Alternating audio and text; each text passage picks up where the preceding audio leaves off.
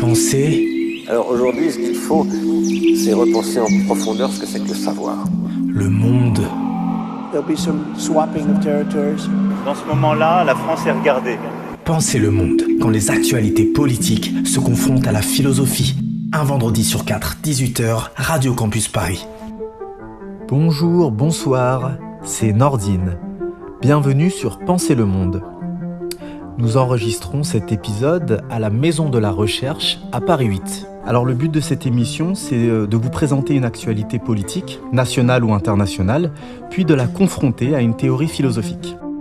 En deuxième partie d'émission, mon invité, professeur, doctorant, issu du monde de la recherche universitaire, va nous présenter ses thématiques de recherche et nous montrer en quoi celles-ci peuvent apporter un éclairage sur l'actualité politique que nous décryptons dans cet épisode. Aujourd'hui, tout précisément, nous décrypterons deux actualités reliées l'une à l'autre. D'une part, nous parlerons des députés de la commission d'enquête sur TikTok qui veulent interdire le réseau aux moins de 15 ans. D'autre part, nous évoquerons aussi le gouvernement américain qui, depuis quelques mois, bataille pour racheter TikTok par peur d'une ingérence chinoise. La question que nous nous posons aujourd'hui est: que doit-on réellement craindre des réseaux sociaux ? Nous essayerons d'y répondre grâce au concept d'individuation développé par le philosophe Simondon dans notre analyse. Puis en deuxième partie, c'est mon invitée Anna Lombert qui nous aidera à y répondre. Anna Lombert, bonjour. Bonjour. Comment allez-vous ? Très bien, merci et merci de votre invitation. Eh bien, je vous en prie. Je rappelle que vous êtes maîtresse de conférences à l'université Paris 8. Vous travaillez sur les questions du numérique et notamment sur la pensée du philosophe de la technique Bernard Stiegler. Vous nous aiderez aujourd'hui à comprendre quels sont les réels dangers de nos réseaux sociaux et peut-être quelles sont les solutions. Penser le monde. Un vendredi sur 4, 18h, Radio Campus Paris. Tout d'abord, entrons dans l'analyse philosophique de notre actualité politique. Depuis quelques mois, TikTok est dans le viseur des députés français qui veulent l'interdire aux moins de 15 ans et du gouvernement américain qui refuse que ce réseau social soit géré par une entreprise chinoise.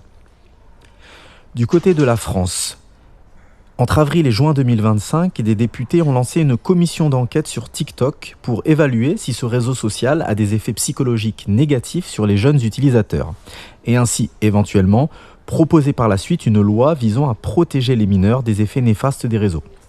Au cours de cette enquête, ils ont auditionné plusieurs influenceurs, des parents d'élèves, des responsables de TikTok France, ainsi que des spécialistes des questions du numérique et des réseaux, neuropsychologues, chercheurs, informaticiens. Début septembre, donc, les députés chargés de présider cette commission d'enquête sur TikTok ont présenté devant les médias leurs diagnostics et leurs solutions. En résumé, les rapports d'experts commandés par les députés de la commission d'enquête montrent que l'utilisation des smartphones et des réseaux sociaux chez les jeunes français est de plus en plus répandue, mais aussi de plus en plus intense. Aujourd'hui, 96% des Français de 12 à 17 ans possèdent un smartphone, 86% d'entre eux sont inscrits sur les réseaux sociaux et 42% utilisent leur smartphone entre 2 et 5 heures par jour. Ensuite, les spécialistes, interrogés par la commission d'enquête, ont exposé les différents dangers des réseaux sociaux comme TikTok sur la santé mentale des jeunes tout particulièrement. D'une part, le design des vidéos en défilement infini, aussi appelé infinite scroll, tend à créer une forte addiction qui se traduit par des troubles du sommeil et une dégradation des capacités de concentration pour les jeunes utilisateurs qui ont du mal à décrocher de leur écran. D'autre part, l'algorithme des réseaux sociaux comme TikTok, qui tend à mettre en avant massivement les types de vidéos likées par l'utilisateur pour capter son attention, provoque un enfermement dans une bulle identitaire où l'on ne visionne plus que du contenu qui correspond à nos biais cognitifs, plutôt que de découvrir de nouvelles cultures, de nouveaux points de vue. Enfin, les spécialistes ont montré que l'addiction au smartphone et au réseau et le repli dans des bulles identitaires numériques a un effet destructeur sur la construction sociale des jeunes, en dégradant notamment la qualité des relations familiales. Les députés ont donc proposé un ensemble de mesures pour lutter contre ces effets néfastes de TikTok et des réseaux sur les jeunes. Premièrement, il souhaite interdire l'accès au réseau pour les moins de 15 ans en mettant en place un système de vérification d'âge robuste. Deuxièmement, pour les 15-18 ans, il propose de leur imposer un couvre-feu numérique qui leur bloquera l'accès au réseau pendant la nuit entre 22h et 8h. Troisièmement, les députés veulent interdire l'utilisation des téléphones au lycée, comme c'est déjà le cas pour le collège et l'école primaire. Du côté des États-Unis, le gouvernement s'inquiète surtout des dangers de TikTok pour la sécurité nationale. En effet, c'est le président Trump qui avait lancé l'alerte lors de son premier mandat, accusant le réseau social, détenu par une entreprise chinoise, de pouvoir fournir les données des 117 millions d'utilisateurs américains au gouvernement de Xi Jinping, qui serait alors en mesure de mener une vaste campagne de désinformation et de propagande auprès du public américain, à travers la manipulation des algorithmes de TikTok. Cette inquiétude d'une ingérence chinoise à travers ce réseau social a été partagée par l'administration Biden, qui en 2024 a fait voter une loi interdisant TikTok aux États-Unis, sauf si l'application est rachetée par une entreprise américaine. À son arrivée au pouvoir fin janvier, quelques jours après l'entrée en vigueur de cette loi, le président Trump s'est montré moins sévère dans ses accusations envers TikTok et a suspendu de 3 mois l'interdiction. En septembre, c'était la 4e suspension d'interdiction qu'il accordait au réseau social en attendant que celui-ci soit racheté par une entreprise américaine.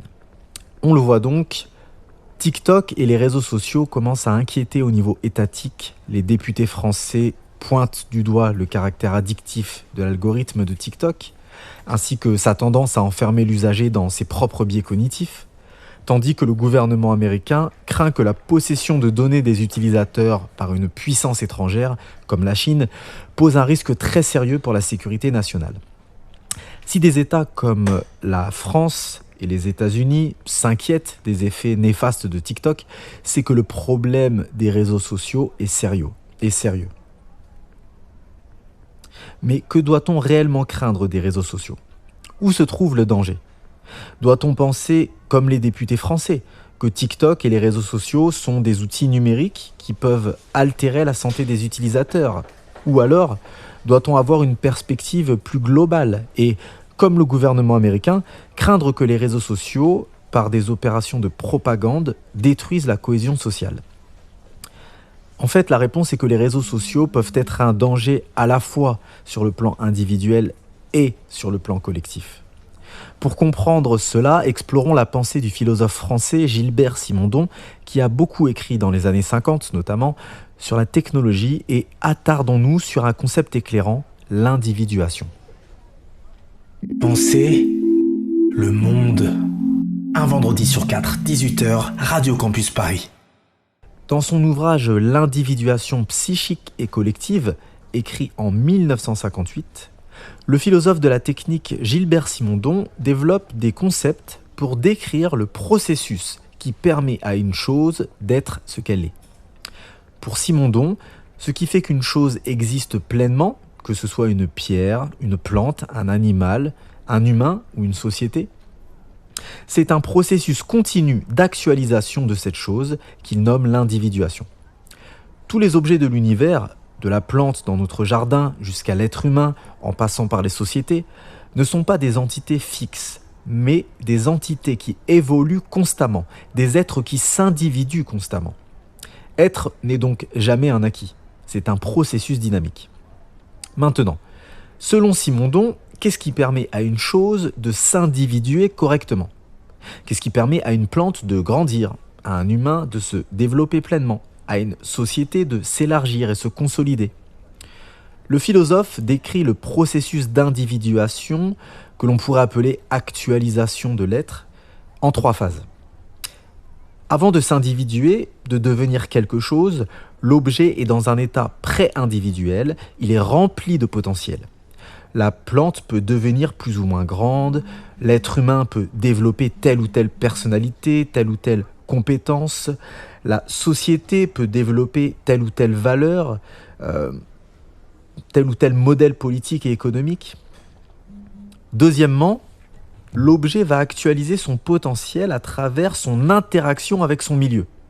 Autrement dit, l'objet développe ses caractéristiques, s'individue pleinement grâce à sa relation dynamique avec son environnement.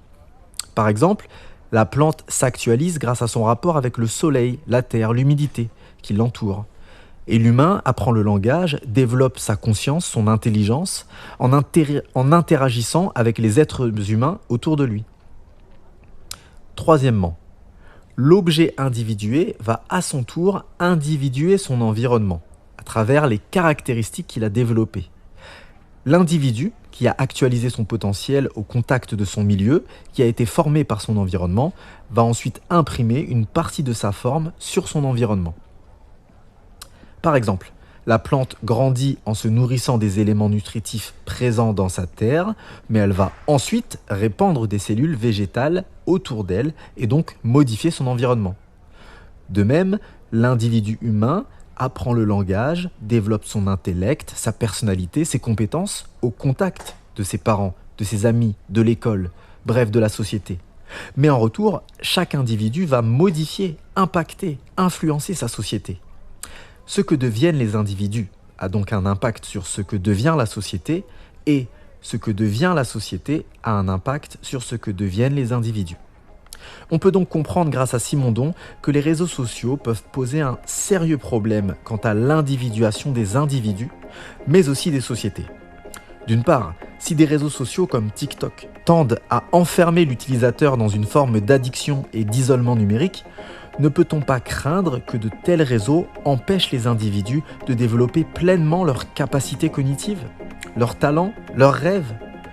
D'autre part, si les réseaux empêchent les individus de développer pleinement leurs capacités cognitives, leurs talents, leurs rêves, eh bien, ne doit-on pas logiquement s'attendre à ce que les sociétés hyperconnectées s'effondrent, moralement, culturellement, politiquement ?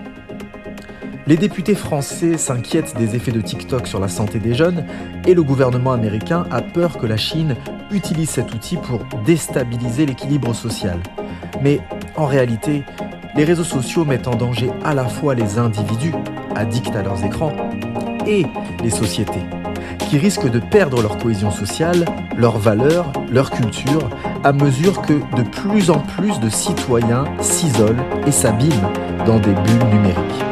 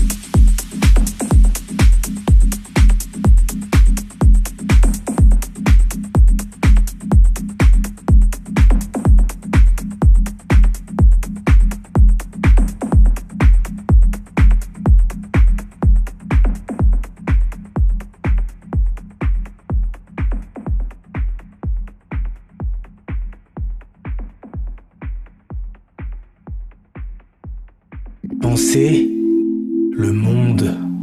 Un vendredi sur 4, 18h, Radio Campus Paris. Rebonjour, c'est Nordine. Vous êtes sur l'émission d'analyse philosophique de l'actualité, Pensez le Monde. La question que nous nous posons aujourd'hui est: que doit-on réellement craindre des réseaux sociaux ? Anna Lambert, bonjour. Je rappelle encore une fois que vous êtes maîtresse de conférences en philosophie à l'Université Paris 8 et vous travaillez sur la pensée de Bernard Stiegler. Pouvez-vous prendre quelques minutes pour présenter aux auditeurs vos travaux de recherche ? Oui, bonjour. Merci beaucoup pour cette invitation à nouveau. Je suis ravie d'avoir l'occasion de discuter avec vous. Alors, je travaille sur effectivement la philosophie contemporaine de la technique. Notamment, j'ai travaillé sur les philosophies de Simondon, de Derrida et de Stiegler, qui sont trois philosophes de la seconde moitié du XXe siècle. Et ces réflexions m'ont conduite à envisager les enjeux psychiques, sociaux, politiques des technologies numériques et des technologies d'intelligence artificielle contemporaines. Parmi les ouvrages que vous avez écrits et publiés, lequel pouvez-vous nous conseiller afin d'entrer dans la pensée de Stiegler et pour penser aussi tous ces enjeux autour des réseaux sociaux ? Alors, moi j'ai écrit un ouvrage qui s'intitule « Penser avec Bernard Stiegler », qui est vraiment un ouvrage de philosophie qui présente la pensée de ce philosophe contemporain. Mais j'ai aussi écrit deux autres petits ouvrages. L'un s'intitule « Schizophrénie numérique » et le second s'intitule « De la bêtise artificielle », qui sont des ouvrages plus courts et qui se focalisent plutôt sur les enjeux contemporains du numérique. Le premier sur les enjeux des réseaux sociaux et de l'économie de l'attention dont nous allons reparler tout à l'heure, et le second sur les enjeux de l'intelligence artificielle générative. D'accord. Alors, je pense que vos travaux peuvent vraiment nous aider à mieux comprendre quels sont les enjeux, les dangers et les solutions autour des réseaux sociaux. Et ma question est donc, à travers les concepts de Stiegler, au final, quelle analyse pourrions-nous faire des réseaux sociaux ? Alors, si nous parlons des réseaux sociaux commerciaux, donc les réseaux sociaux qui sont dominants aujourd'hui dans les sociétés, comme Facebook, comme X, comme TikTok, du point de vue de Stiegler, ils présentent certains dangers parce qu'ils sont fondés, comme vous l'avez expliqué, sur des mécanismes de captation de l'attention, et donc ils vont utiliser toutes sortes de technologies persuasives qui vont essayer de modifier nos comportements en ligne et qui vont avoir un effet en fait sur nos comportements cérébraux et notre vie psychique. Alors l'un des dangers, c'est la destruction en fait de ces capacités attentionnelles, puisque comme vous l'avez évoqué aussi, l'attention n'est pas seulement une faculté psychique individuelle, mais c'est aussi une faculté sociale. En français, on a deux adjectifs qui correspondent à ce verbe attention. Être attentif, être capable de se concentrer sur un contenu, comme les personnes qui nous écoutent là en ce moment se concentrent sur ce qu'on est en train de dire. Et puis être attentionné, c'est-à-dire être capable de faire attention aux autres, de prendre soin des autres, disons la socialité, la civilité. Et en fait, ces deux types d'attention vont de pair, fonctionnent ensemble, et quand on détruit l'une, on risque de détruire l'autre. C'est un point sur lequel Bernard Stiegler avait beaucoup insisté quand il étudiait ce modèle d'affaires qui est l'économie de l'attention. Il insistait aussi beaucoup sur le fait que ces réseaux numériques aujourd'hui, comme ils sont fondés sur la publicité ciblée, ils ont pour but de nous faire consommer. C'est-à-dire qu'ils vont solliciter nos pulsions, nos réactions immédiates qui vont vers la consommation de tel ou tel produit. Or, la pulsion, pour Stiegler, c'est très différent du désir. Le désir, il résulte d'une différence, d'une socialisation de la pulsion. C'est-à-dire qu'on va reporter le moment de la satisfaction et on va s'individuer avec les autres. On va se construire socialement, collectivement, culturellement, et non pas être dans la satisfaction immédiate de notre pulsion. Et le désir, c'est toujours collectif, que ce soit le désir d'une autre personne ou le désir d'une activité, le désir d'un... Je sais pas, on peut désirer toutes sortes de choses, on peut désirer des œuvres d'art, on peut désirer des activités sportives, on peut désirer faire la cuisine, etc. Faire toutes sortes de choses, mais qui à travers lesquelles on s'individue, à travers lesquelles on se réalise dans le monde. Les réseaux sociaux aujourd'hui ne vont clairement pas dans ce sens, mais ils vont plutôt provoquer des comportements mimétiques. On va tous être en rivalité les uns avec les autres, on va s'envier les uns les autres, on veut avoir plus de likes, plus de followers, etc. Et donc ce sont des comportements, disons, d'envie, de jalousie, et non pas des comportements de désir et de construction de projets communs. Et puis, une autre chose sur laquelle je voudrais insister, que Bernard Stiegler n'a pas beaucoup étudié, mais qui, à mon avis, va vraiment dans le sens de ses recherches, c'est la question de la politique de ces réseaux sociaux commerciaux numériques. Parce que, comme vous le savez, sur des réseaux comme Facebook, comme X ou comme TikTok, vous avez une entreprise privée qui va décider de l'algorithme de recommandation, qui est l'algorithme qui va en fait déterminer ce que vous allez voir ou non, les contenus qui vont vous être recommandés ou non sur la plateforme. Or, cet algorithme, il fonctionne selon certains critères qui sont complètement opaques, auxquels les citoyens n'ont pas accès et que les citoyens ne peuvent pas transformer. C'est surtout ça le problème. Et surtout, il n'y en a qu'un seul d'algorithme. Or, il y a une sorte d'hypocrisie en ce sens sur ces réseaux, puisqu'ils nous font croire qu'ils sont très horizontaux, que tout le monde peut publier tout ce qu'il veut. Mais finalement, ceux qui décident ce qui sera vu ou non, eh bien, c'est un algorithme de recommandation qui a été décidé et conçu et développé par une entreprise privée sans l'accord de tous les utilisateurs. Donc en fait, c'est une apparence de démocratie, mais il n'y a pas de réelle démocratie. Il y a une horizontalité apparente dans la publication des contenus, mais il y a une verticalité extrême dans la recommandation des contenus. Donc ces plateformes, en fait, ne sont pas démocratiques. Alors justement, je pense que vous me devancez un peu sur cette prochaine question, parce que là, on voit que le problème est assez grave. On a une pulsionalisation de l'individu. Au lieu de développer son désir, on en fait un être pulsionnel. Et du coup, ça va créer aussi une détérioration de nos rapports sociaux. On voit aussi, comme vous nous l'expliquez très bien, que ces réseaux sociaux sont volontairement tournés vers ce but, vers cette politique de pulsionalisation de l'individu. Du coup, le problème est grave. La question maintenant, c'est quelle solution ? À partir de toutes ces lectures de Stiegler que vous avez énormément étudiées, à partir aussi de vos travaux que vous avez vous-même fait au sein de l'ancien Conseil national du numérique, quelles solutions pouvez-vous nous proposer ? Alors effectivement, au sein du précédent Conseil national du numérique, nous avions publié un rapport qui s'intitule « Quel levier face à l'économie de l'attention ?» dans lequel nous avions fait plusieurs propositions. Et alors, il y a plusieurs propositions très importantes pour faire face à ces enjeux. Bon, la première, c'est de rappeler que les réseaux sociaux commerciaux dominants ne sont pas les seuls réseaux sociaux qui existent. Vous savez qu'il y a des réseaux sociaux alternatifs comme Mastodon, comme Blue Sky, qui ne sont pas dominants parce qu'ils ne sont pas assez soutenus politiquement, économiquement, financièrement, mais qui devraient sans doute l'être aujourd'hui, maintenant qu'on commence à s'accorder sur les dangers des réseaux sociaux commerciaux et des modèles d'affaires de la publicité ciblée. On pourrait peut-être se dire qu'il est important de développer des plateformes alternatives qui fonctionnent différemment et notamment qui ne fonctionnent pas avec un seul algorithme de recommandation, mais qui donnent aux individus la possibilité de paramétrer les algorithmes. Et ça, c'est une proposition très forte que nous avons faite au sein du Conseil national du numérique, que nous avons portée aux États généraux de l'information, qui a été reprise aussi dans le rapport de la commission d'enquête sur TikTok que vous citiez au début de cette émission, qui est la proposition du pluralisme algorithmique. Qu'est-ce que ça veut dire ? Eh bien, ça veut dire qu'on pourrait imaginer une pluralité d'algorithmes de recommandation sur un même réseau. Et qu'on pourrait se dire qu'à partir du moment où un réseau social touche des millions ou des milliards de personnes, il est nécessaire qu'il y ait plusieurs algorithmes de recommandation parce que le pluralisme des médias est une condition de possibilité de la démocratie. Un pays où vous n'avez qu'un seul journal, qu'une seule chaîne de radio, qu'une seule chaîne de télévision ne peut pas se revendiquer comme étant un pays démocratique. Vous voyez, parce qu'il faut un espace public dans lequel puisse coexister la pluralité des points de vue. Donc on pourrait imaginer différents types d'algorithmes de recommandation.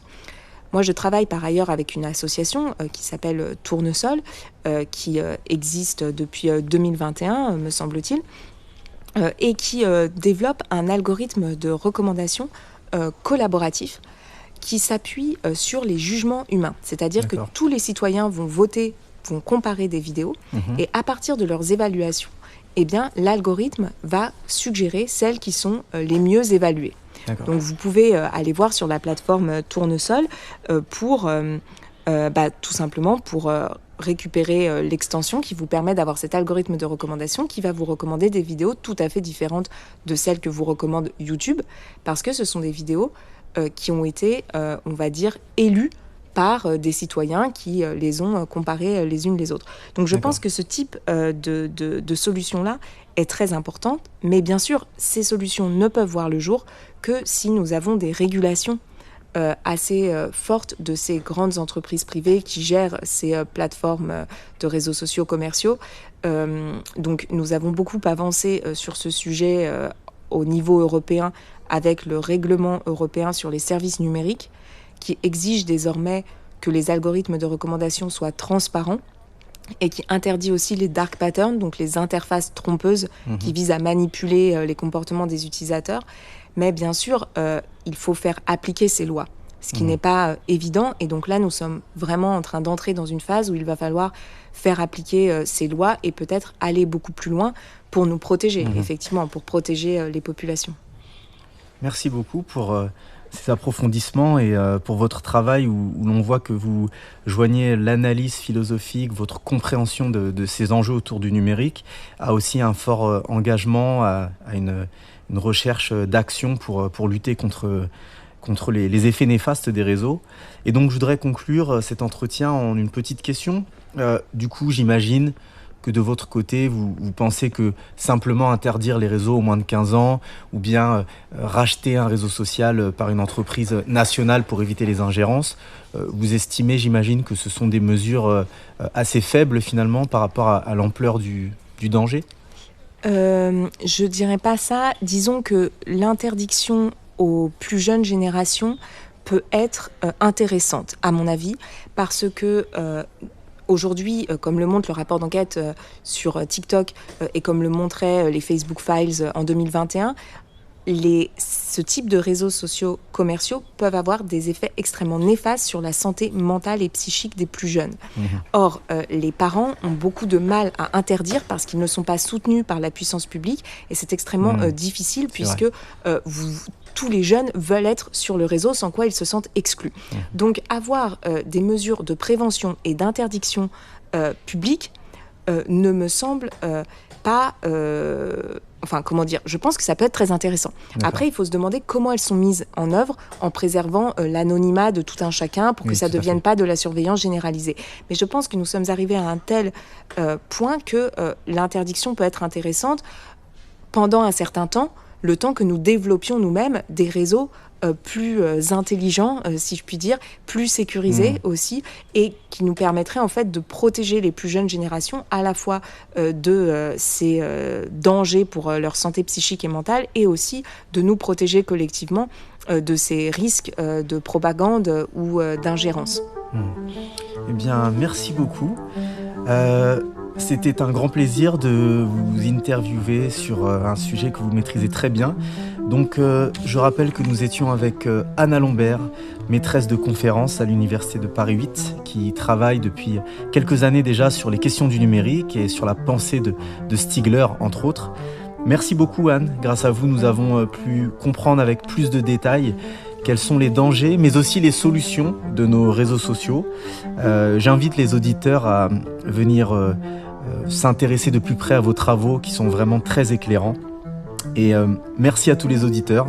Vous étiez sur l'émission Pensez le Monde. C'était Nordine.